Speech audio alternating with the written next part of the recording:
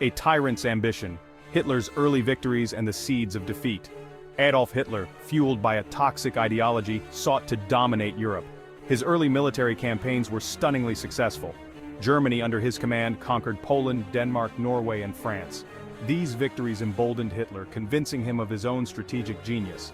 However, beneath the surface of these triumphs lay the seeds of Hitler's eventual defeat. His victories were built on speed and surprise, tactics known as blitzkrieg.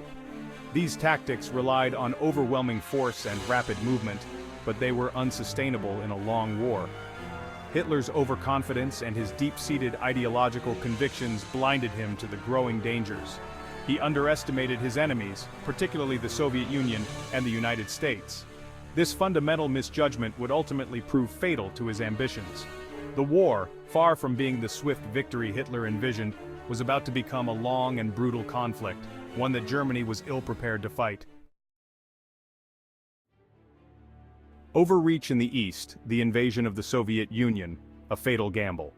In June 1941, Hitler launched Operation Barbarossa, the invasion of the Soviet Union. This decision marked a turning point in the war. Hitler believed the Soviet Union to be weak and disorganized, a giant with feet of clay. He expected a swift victory, much like his conquests in Western Europe. However, Hitler grossly underestimated the resilience of the Soviet people and the vastness of the Russian landscape. The German army, though initially successful, soon bogged down in the face of fierce resistance and a brutal winter. The invasion of the Soviet Union proved to be a strategic blunder of colossal proportions. It opened up a two-front war for Germany, draining resources and manpower. The vast Eastern Front became a meat grinder, consuming German soldiers and equipment at an alarming rate. Hitler's gamble had backfired, setting in motion the slow but inevitable decline of the Third Reich. The tide turns Stalingrad and the crumbling of the German war machine. The Battle of Stalingrad, beginning in August 1942, marked a turning point in the war. German forces, led by General Friedrich Paulus, faced brutal urban warfare. The battle raged with unimaginable ferocity and loss of life. Soviets under General Georgy Zhukov fought for their homeland. The German Sixth Army, trapped and surrounded, surrendered in February 1943.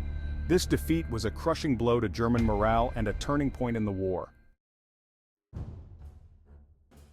Section 4. A Second Front, D-Day, and the Western Allies strike back. While the war raged in the East, the Western Allies, primarily the United States and Great Britain, were preparing for a major offensive against German-occupied Europe. On June 6, 1944 D-Day, the largest amphibious invasion in history took place in Normandy, France. D-Day marked the beginning of the liberation of Western Europe from Nazi control.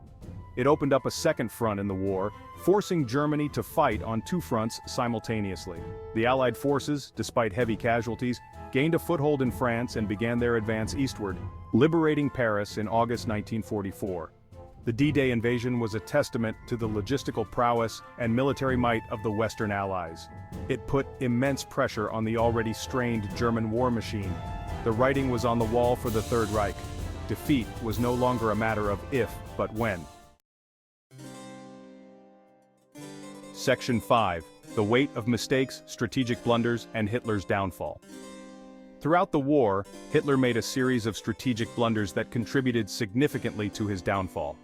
His decision to declare war on the United States just days after the Japanese attack on Pearl Harbor brought a powerful industrial giant into the war against him. He underestimated the industrial capacity of both the United States and the Soviet Union, believing that Germany could outproduce and outfight its enemies. This proved to be a fatal miscalculation. The combined industrial output of the Allies, particularly the United States, dwarfed that of Germany. His insistence on micromanaging military strategy, often overruling the advice of his experienced generals, led to disastrous decisions. His rigid adherence to his ideological goals, even when they became strategically untenable, blinded him to opportunities for negotiated peace. In the end, Hitler's hubris and his flawed worldview sealed his fate and that of Nazi Germany. The collapse of the Third Reich and the end of a nightmare. By 1945, the Third Reich was collapsing. Soviet forces advanced from the east, Allies from the west. German cities lay in ruins from Allied bombings. On April 30, 1945, Hitler committed suicide as Soviets closed in. On May 7, 1945, Germany surrendered unconditionally. The war in Europe was over. The defeat of Nazi Germany was a victory for democracy.